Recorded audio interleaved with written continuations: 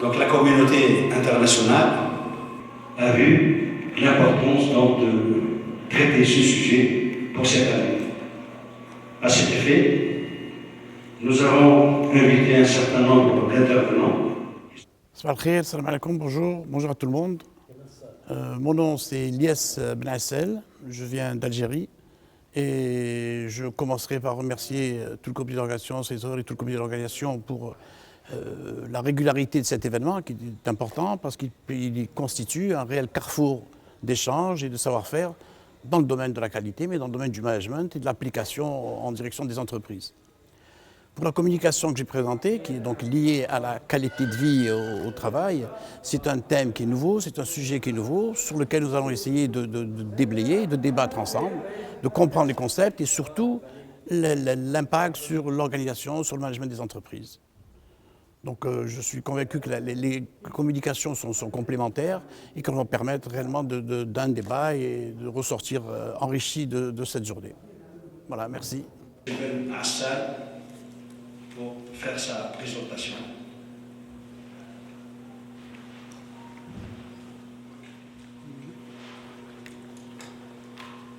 Mesdames, Messieurs, salam alaikum, bonjour tout le monde. C'est pour moi un grand plaisir de vous retrouver d'abord en Tunisie, deuxièmement de participer avec vous à cette belle... Oui. Et donc c'est un honneur pour moi de participer à cette journée. J'ai pu constater tout l'intérêt qui est porté à cette journée de par le comité d'organisation qu'on vous remercie et par votre présence. Cet événement, c'est la journée mondiale, c'est des mots, mais derrière tout ça, ce qu'il faut noter principalement, c'est que c'est un carrefour d'échange de savoir et de savoir-faire. Donc nous allons aujourd'hui non pas simplement communiquer sur le plan théorique, mais essayer de traduire tous les concepts qu'on va dans la vie pratique. Comment ça va se répercuter dans vos organisations d'une manière simple et formelle. Le thème de la communication que je vais aborder, c'est bâtir une bonne qualité de vie au travail dans un contexte de crise sanitaire. On parle du Covid, on parle de la pandémie, et de télétravail, qui est une notion qui a pris une autre dimension avec la pandémie.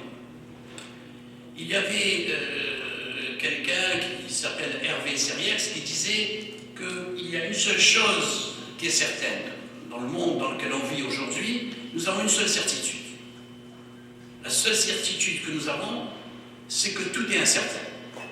Tout est incertain. Pourquoi? Parce que le monde est en changement. Tout change.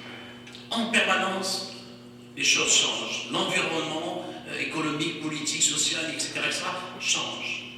Donc nous sommes contraints de changer. Nous sommes contraints de prendre conscience de ce changement. Nous sommes contraints de nous adapter en permanence à ces changements. Et nous avons vu comment nous étions très petits face à un petit virus qui a ébranlé le monde. Et aujourd'hui, c'est dans ce contexte particulier qui vient de changer que nous devons réfléchir à une nouvelle forme de travail. Nous devons réfléchir à une nouvelle forme de management de nos entreprises. Nous devons réfléchir à un nouveau comportement du leadership. Les leaderships, ce qu'on appelle le leadership. Il faut qu'ils changent la méthode de travail. Les travailleurs doivent changer leur façon de communiquer, leur façon de travailler, leur façon de rendre compte. Nous sommes devant un grand point d'interrogation. Aujourd'hui, à travers les petits débats que j'ai eu avec mes collaborateurs, nous avons tous constaté que, en fin de compte, c'est un thème nouveau, cette réorganisation. Face à la pandémie, on parle de télétravail. C'est quoi le télétravail? Quels sont les avantages du travail? Quelles sont les conséquences du travail? Quelles sont les conditions de mon télétravail?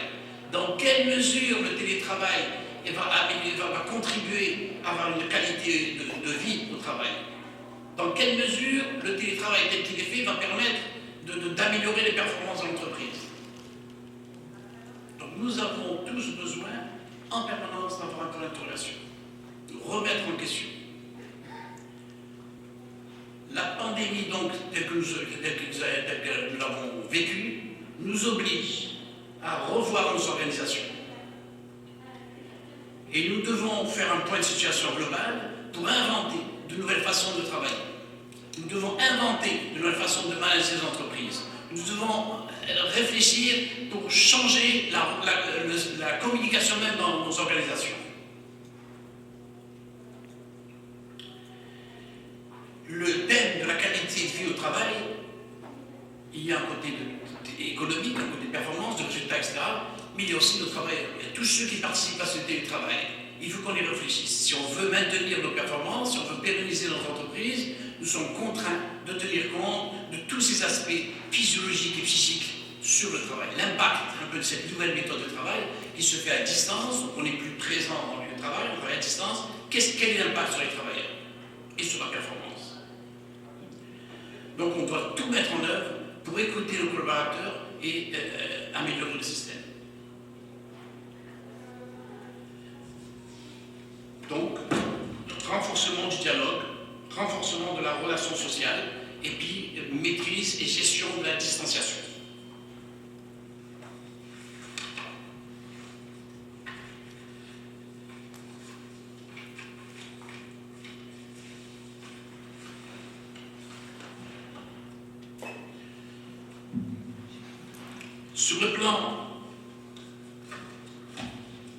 Sur le plan global, tout ce qui a pu être décidé, toute la partie réglementaire et celle-ci qu'on essaye de mettre en place, n'a pas permis de régler le problème de pérennité du télétravail, du système de coopération à distance entre l'entreprise et ses travailleurs.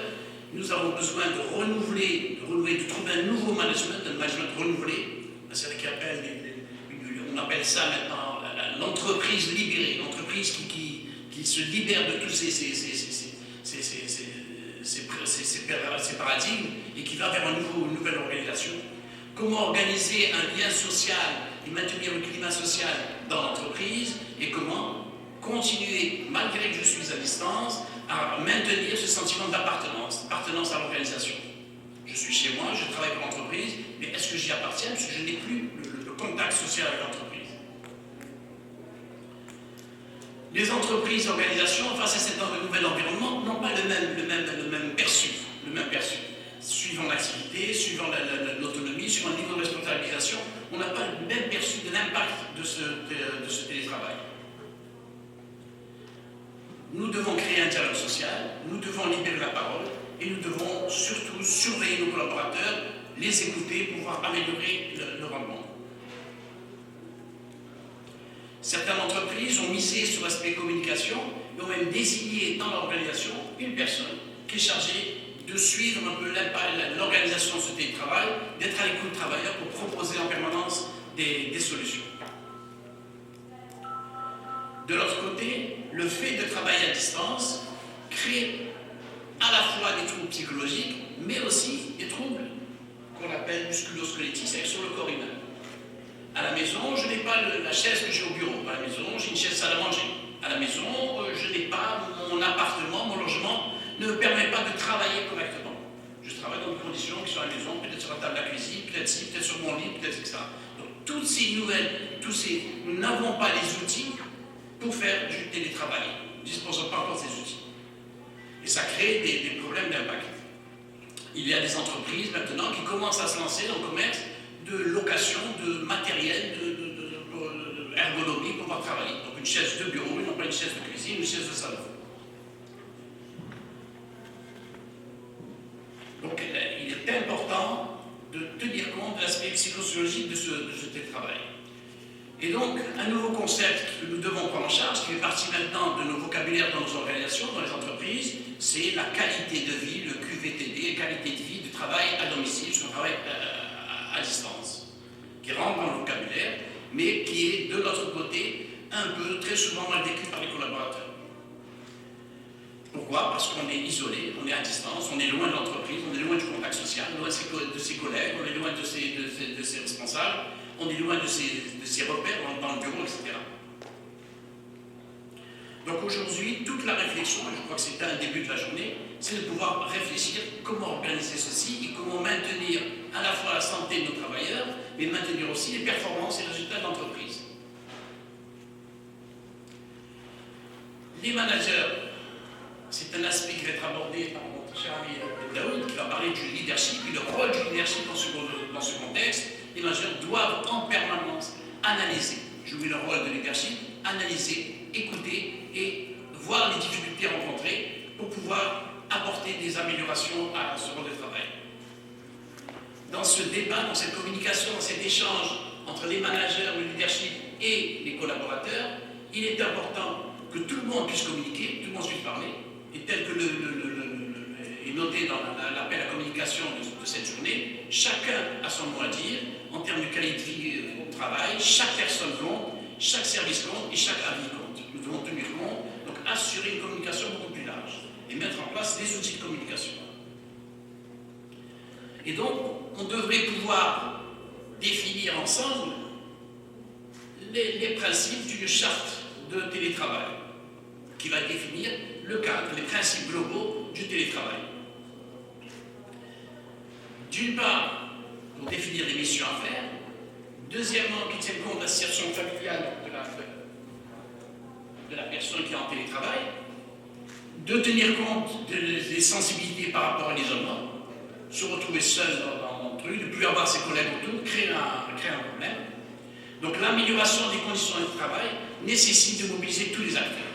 À la fois la fonction ressources humaines, la fonction managériale, les fonctions de responsabilité intermédiaire, les équipes RSE, la communication, la médecine du travail, etc. Donc nous avons besoin ensemble de définir de nouvelles règles de travail. Ce qui est proposé, c'est une démarche en 3 étapes classiques pour pouvoir définir cette charte.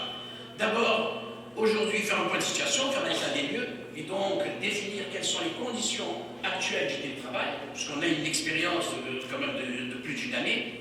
Donc désigner un comité qui va prendre ça en charge, pluridisciplinaire, mener des actions de sensibilisation au télétravail et au management des risques qui sont induits, l'isolement, la surcharge de travail, la réduction de la frontière vie privée et vie professionnelle. Les gens travaillent dans leur milieu familial, la limitation et la barrière est très difficile à mettre en place. Codéfinir les enjeux du télétravail pour l'entreprise, faire un état des lieux de l'organisation actuelle en matière de télétravail, et puis définir un périmètre d'évaluation de télétravail, quelles sont les équipes qui sont concernées, quelle est la durée d'évaluation, quelles sont les méthodes d'analyse résultat, l'aspect communication, etc. Une fois que nous avons fait cette première état des lieux, il est important d'évaluer, d'analyser le travail tel qu'il est fait aujourd'hui, c'est d'inviter les travailleurs à, pendant le télétravail, à noter quelles sont les contraintes qu'ils ont rencontrées, quelles sont les ressources qu'ils ont utilisées, quels sont les aspects qu'ils considèrent comme positifs et les aspects qu'ils considèrent comme négatifs pendant leur télétravail. Il est important aussi de noter, de recenser tout le ressenti de la personne qui fait du travail en présentiel, donc dans l'entreprise, et celui qui fait du télétravail. Quels sont son ressenti durant la période d'évaluation. Nous allons faire la liste de ces difficultés rencontrées et par la suite proposer un plan d'action. Ce plan d'action, bien sûr, c'est un plan d'action participatif où les différents acteurs auront à proposer des solutions, de les tester, de les évaluer régulièrement à travers un plan d'action.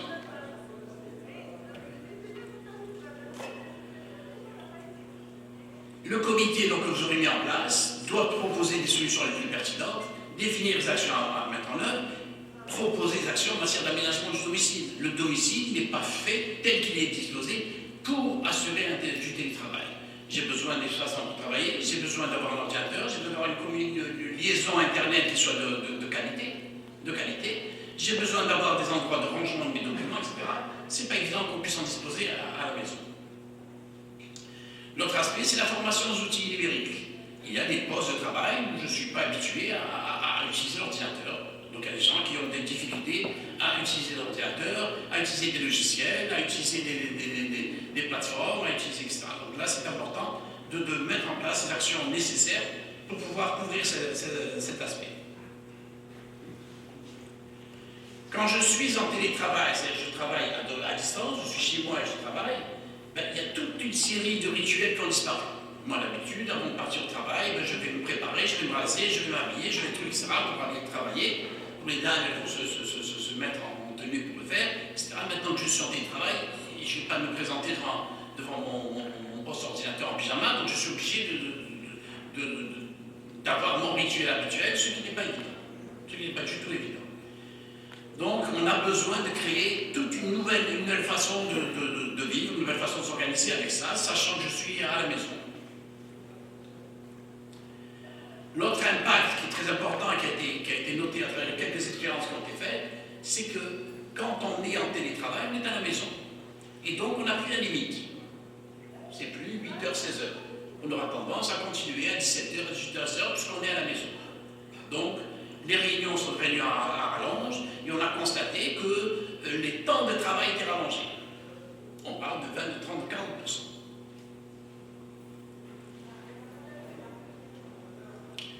Deuxièmement, je suis en télétravail. J'ai besoin de me déconnecter, parce que j'ai un petit quelque chose à faire. Ce temps de déconnexion, pour certaines entreprises, est surveillé. Donc, le travailleur a une sensation d'être surveillé par son entreprise, surveillé par son ordinateur, surveillé par sa maison. Bien sûr, mettez je m'absente 10 minutes, l'entreprise, la personne peut se sentir gênée et surveillée à distance. Merci. Et donc, surveiller à distance. Donc, il est important d'expliquer tout ça et de bien choisir les logiciels qu'on utilise et que le travailleur ne se sente pas surveillé par ses responsables quand il est en train de travailler. Donc, ça suppose un critère de confiance qui soit appliqué, un critère d'écoute, un critère de communication et surtout qu'on travaille par résultat. C'est-à-dire que, attendez-moi au niveau de performance, au niveau de résultat, ne m'attendez pas si je suis arrivé 5 minutes avant ou je me suis absenté 10 minutes. L'autre aspect, c'est que si j'ai besoin de travailler, j'ai besoin de me concentrer. Est-ce que la situation dans laquelle je suis dans mon domicile pour travailler est une situation qui va me permettre de me concentrer? C'est pas évident. Parce que vous avez le voisin du dessus qui est en train de faire des travaux, parce que juste à côté vous avez l'arrêt de bus, parce qu'à côté il y a une gare qui passe, parce qu'il y a des commerces à côté, etc. Donc il peut y avoir mille et une choses qui interviennent dans le truc pour perturber un peu cette efficacité, cette concentration.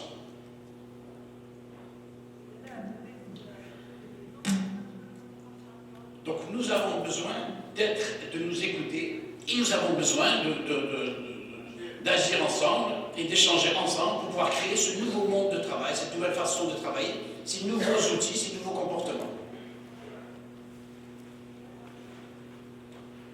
Donc il est difficile d'imposer à toute ou partie des travailleurs une façon de travailler en télétravail, si on ne tient pas compte des contraintes réelles qui se font.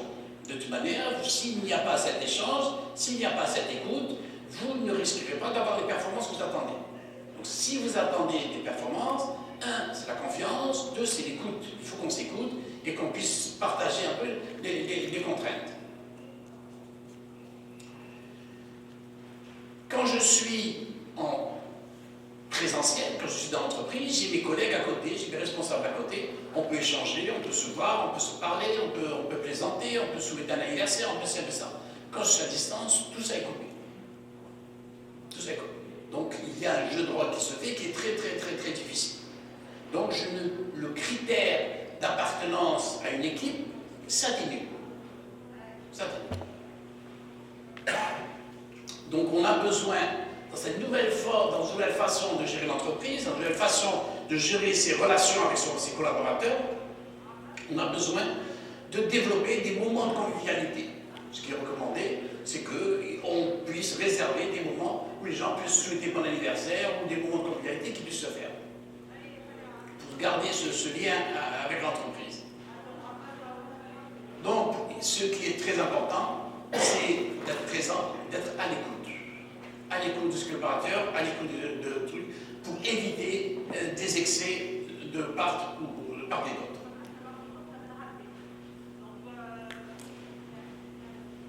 Les échanges qui se font, les échanges d'informations, les échanges de communication qui se font pendant la journée entre le siège de l'entreprise et les gens qui sont en télétravail doit être aussi fait dans une plage horaire.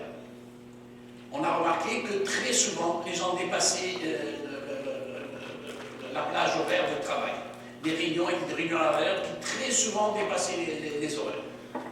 Donc il est important de se discipliner là-dessus et de pouvoir travailler dans un cadre bien défini. Le manager, donc on verra ça dans cette vidéo que je vais parler de leadership, le manager a un rôle de conseil, d'écoute et de conseil. Il doit alimenter la relation de confiance avec ses collaborateurs. Et à la compréhension, la bonne compréhension des outils numériques. Si j'ai mis sur le marché quelques logiciels qui sont utilisés, il faut que les gens comprennent que ces logiciels permettent de gérer la transaction, gérer la communication, gérer les flux d'informations, d'échanges d'informations, et non pas gérer, surveiller les personnes pour voir combien de temps ils se sont connectés, combien de temps ils se sont déconnectés.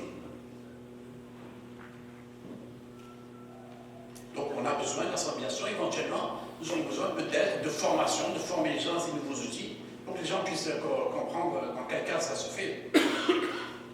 Il est recommandé aussi d'alterner pour les travailleurs entre le présentiel et le télétravail. C'est-à-dire que j'ai besoin, je suis en télétravail, mais j'ai besoin, à une périodicité qui est fixée, de se retrouver en présentiel dans l'entreprise. Ne pas couper complètement la relation avec le collaborateur. Donc une alternance des deux.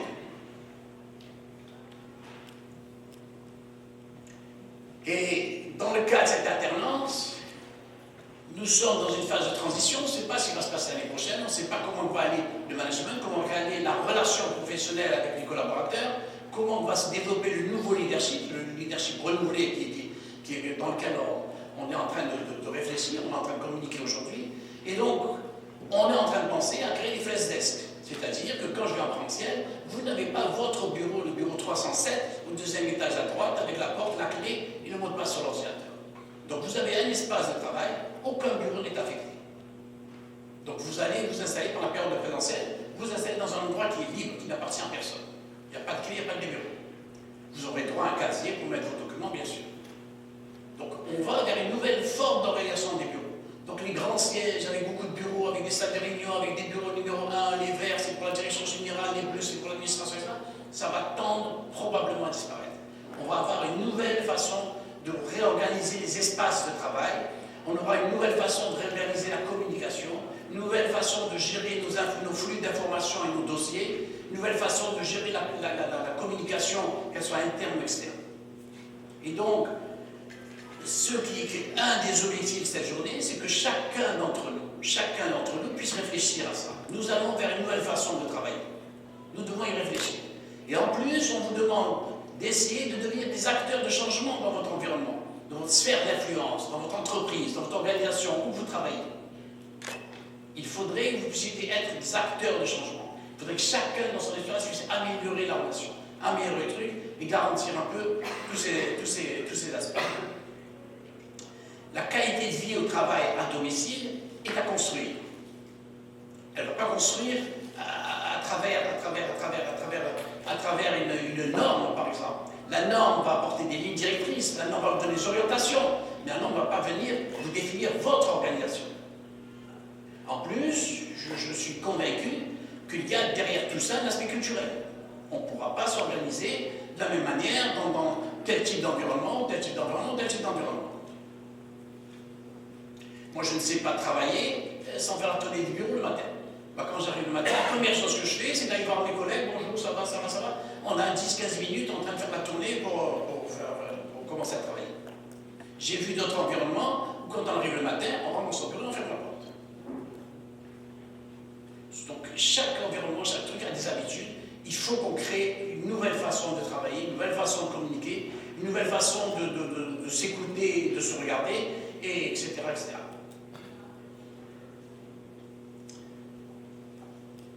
les dames qui travaillent en télétravail, est-ce que le matin elles vont se maquiller? Elles vont se faire belles, on se café, etc. Parce qu'il y a un télétravail, la caméra n'est pas obligatoire. Est-ce que nous les hommes, quand on a envie de travailler, est-ce qu'on doit mettre la cravate, le truc, ça? Je peux venir travailler en pyjama parce qu'il n'y a personne qui vous regarde derrière. Est-ce que le fait de rester en pyjama derrière mon ordinateur, psychologiquement, c'est la même façon de faire? Une blague qu'on racontait pendant la pandémie, c'est qu'après 1 mois, 2 mois, 3 mois, 4 mois, 5 mois, 6 mois de confinement, un bonhomme qui a dit ça suffit, écoute, je ne peux pas, je dois sortir. Sa femme lui a dit tu ne sors pas, tu vas nous ramener des microbes, tu ne sors pas de la maison. Il a dit je suis désolé, il est parti se raser, il s'est habillé, il a mis la cravate, son beau costume, chemise blanche, etc. Il a dit tu sors, tu ne reviens pas. Il habitait au rez-de-chaussée. Il s'est habillé, est sorti, elle lui a claqué la porte, il est parti. Il a tapé à la fenêtre, il a dit un café s'il vous plaît. Donc il avait besoin de se sentir sortir dehors et de demander, de prendre, il avait l'habitude de prendre un café chaque matin, il en avait ras-le-bol, il est parti, il a tapé à la fenêtre de sa femme chez lui, il a dit écoute, un café s'il vous plaît. Donc il avait besoin de ce rituel. Donc on ne peut pas faire disparaître tout ça, c'est pas possible. Les gens ont 5 ans, 10 ans, 15 ans, 20 ans d'entreprise, il y a des habitudes qui se font, etc. Ça ne veut pas dire qu'ils ne sont pas efficaces, ils sont efficaces, mais ils ont besoin de ce côté social, ce côté relationnel, ce côté chaleureux.